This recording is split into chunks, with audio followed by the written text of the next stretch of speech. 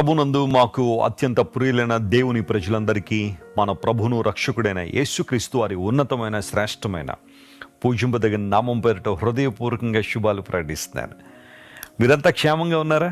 బాగున్నారా? మీ కుటుంబ సభ్యులు అన్ని పరిస్థితులు మంచిగా ఉన్నాయి కదా? మీకోసం ప్రతిరోజు ప్రార్థన చేస్తున్నాం. మా కోసం కూడా మీలో చాలామంది ప్రార్థిస్తున్నారు. అందుకు మీ అందరికీ కృతజ్ఞతలు తెలియజేస్తున్నాను. కడవరి దినాల్లో మనం ఉన్నాం. మన ప్రభువుని యేసుక్రీస్తు వారు అతి త్వరగా రాబోతున్న రోజుల్లో ఒకరికొకరు ప్రార్థన చేసుకుంటూ పురికొల్పుకుంటూ ముందుకు సాగిపోవాలని దేవుని వాక్యం ద్వారా హెచ్చరింపబడుతున్నాం కనుక ప్రతిరోజు కూడా ప్రార్థనలో, వాక్య ధ్యానంలో, సహవాసంలో మీరందరూ ఎదగాలని మనస్ఫూర్తిగా దేవుని సేవకునిగా కోరుకుంటున్నాను. మీరందరూ కూడా ఆత్మలో పటిష్టంగా ఉండాలని, వాక్య సంబంధన ఉద్యమంలో మీరందరూ ఎదగాలని మీకోసం ప్రతిరోజు ప్రార్థన చేస్తూ దేవుని వాక్యాన్ని ఉన్నట్టుగా మేము ముందు ఉంచడానికి మేము సిద్ధపడుతూ ఉన్నాం. ప్రతిరోజు ఒక వాగ్దానాన్ని మనం ధ్యానం చేయడం వలన దేవుని దగ్గరగా జీవించడానికి ప్రభు సహాయం చేస్తున్నారు. చాలామంది ఆత్మలో ప్రోత్సాహాన్ని పొందుతున్నారు. అందును బట్టి ప్రభువుకి మహిమ చెల్లిస్తూ ఈరోజు వాగ్దానాన్ని చదువుకుందామా? దానియేలు గ్రంథం 10వ అధ్యాయం 18-19 వచనాలు ఈరోజు వాగ్దాన సందేశంగా చదువుకుందాం. The book of Daniel chapter 10 verses 18 and 19. అతడు మరలా నన్ను ముట్టి నన్ను బలపరిచి, నీవు బహుప్రియుడువో, భయపడకుమో, నీకు శుభమగునుగాక, ధైర్యం తెచ్చుకునుమో, ధైర్యము తెచ్చుకోమని నాతో చెప్పాను. అతడు నాతో ఇట్లనగా, నేను ధైర్యం తెచ్చుకుని నీవు నన్ను ధైర్యపరిచితివు గనుక నా ఏలిన వాడవని నీవు ఆజ్ఞ ఇమ్మని చెప్పి తిని. దానియేలు గ్రంథము బైబిల్ గ్రంథంలో చాలా ప్రాముఖ్యమైన ప్రవచన గ్రంథం. దానియేలు గ్రంథానికి ప్రకటన గ్రంథానికి అద్భుతమైన కనెక్షన్ ఉంది. ఆ రెండింటిని కలిపి చదివినప్పుడు చాలా విషయాలు మనం నేర్చుకుంటాం. దానియేలు అనే భక్తుడు ఈ భూమి మీద నివసించాడు. అతడు ఒక కల్పిత పాత్ర కాదు. ఎన్నో అద్భుతాలు ప్రభు తన జీవితంలో జరిగించాడు. దానియేలు అనేక దర్శనాలు కూడా చూశాడు. వాటి వివరాలన్నీ కూడా బైబిల్లో మనం చూస్తాం. ఇవన్నీ కూడా చరిత్రలో నెరవేరడానికి దేవుడిచ్చిన దర్శనాలు. దానియేలు గ్రంథం 10వ అధ్యాయం దగ్గరికి మనం వచ్చేసరికి అక్కడ దానియేలు 3 వారాలు సంతోషంతో భోజనం చేయక ఉన్నాడు. కనిపెడుతున్నాడు దేవుని సన్నిధిలో. అద్భుతమైన దర్శనాలు చూశాడు. దర్శనాలు చూసిన తర్వాత నాకు బలము లేదు, ఊపిరి పీల్చుకోలేకపోతున్నాను అని తన నిస్సహాయతను వెల్లడి చేసినప్పుడు లేఖనం సెలవిస్తూ ఉంది, నీవు నాకు బహుప్రియుడవో, నువ్వు భయపడద్దు, ధైర్యం తెచ్చుకో, నీకు శుభమగునుగాక అనే దేవుని వర్తమానాన్ని దానియేలు పొందుకున్నాడు.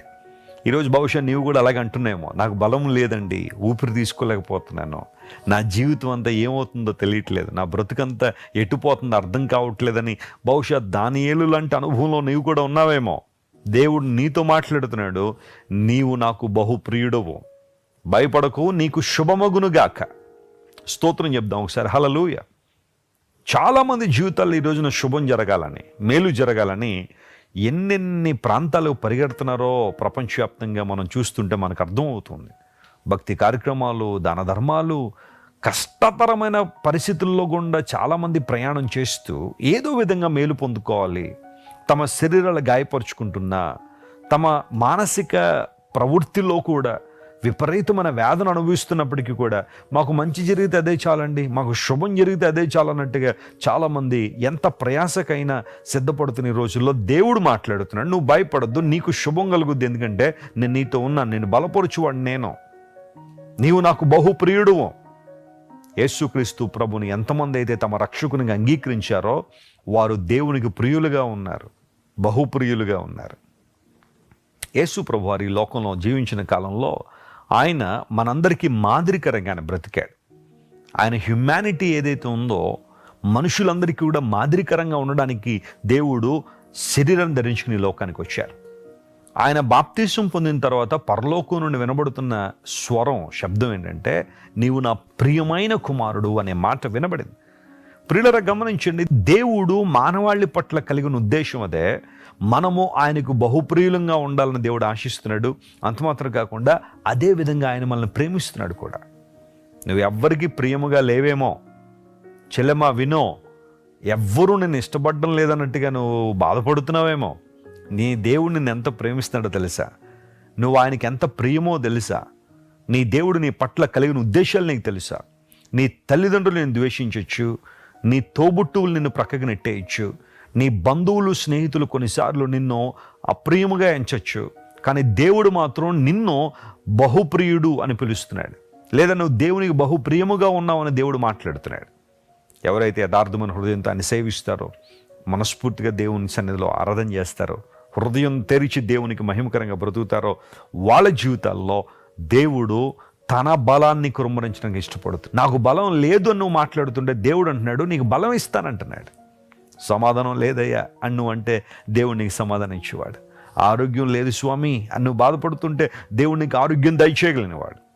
ఆయనకి అసాధ్యమైనది ఏది లేదు అని బైబిల్ సెలవిస్తూ ఉంది. విశ్వాసంతో ఆయన వైపు చూద్దాం, నమ్మికతో ఆయన వైపు కొనసాగుదాం, ధైర్యం తెచ్చుకో. దానియేలని దేవుడు తన చిత్తాన్ని దానియేలకు బయలుపరిచాడు. ఈరోజు నీ జీవితంలో అలాంటి అద్భుతాన్ని చేయడానికి దేవుడు సమర్థుడు కనుక ఆయన వైపు చూద్దాం.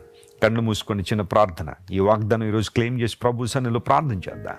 ప్రేమగల తండ్రి, ఆనాడు దానియేలును ముట్టావు, బలపరిచావు, ధైర్యం తెచ్చుకోమని చెప్పావు, నీకు శుభం కలుగుతుందని చెప్పావు నాయన. ఈరోజు మా ప్రియులకు ఎలాంటి ఆశీర్వాదాలు అవసరమో వాటిని మీరు ప్రకటిస్తున్నందుకు నీకు స్తోత్రాలు ప్రభువా.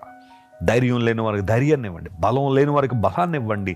వారి జీవితాల్లో శుభాన్ని చూడాలనుకున్న వారి జీవితాల్లో శుభమవునుగా కానీ ప్రకటించావు ప్రభువా. మేలుతో వారిని తృప్తిపరిచి నీ నామాన్ని మహింపరచుకునండి.